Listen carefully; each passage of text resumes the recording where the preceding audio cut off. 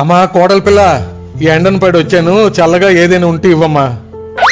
ఇదిగోండి మావయ్య గారు. ఏంటమ్మా ఇది? ఐస్ ముక్క మావయ్య గారు, నోట్లో వేసుకోండి, చల్లగా ఉంటది. నేను అడిగింది ఐసు ముక్క కాదు, గొంతులు వేసుకుని గెంతడానికి. చల్లగా తాగడానికి ఏదైనా ఇవ్వు. మీకదే ఎక్కువ.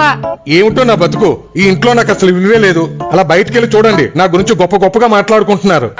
మీ గురించి గొప్పగానే మాట్లాడుకుంటున్నారు.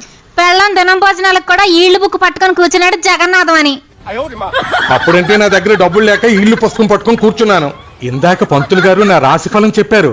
ఆదాయం 14 ఖర్చు 2 మా మీద పడి తింటుంటే మీకు ఖర్చు ఎక్కడవుద్ది? నా గొప్పల గురించి నీ దెప్పులు ఆపుతల్లి. నేను ఇలాగ బయటకు వెళ్ళగానే నన్ను వెనకెట్టుకుని తిట్టుకుంటున్నావట, నాకు అందరూ చెప్తున్నారు. మా అమ్మా నాన్న నాకు సంస్కారం నేర్పించారు మావయ్య గారు. నీకెవరైనా నచ్చకపోతే వాళ్ళ ముందు తిట్టక, వాళ్ళు వెళ్ళిపోయిన తర్వాత వెనకత్తలు తిట్టుకొని చెప్పారు.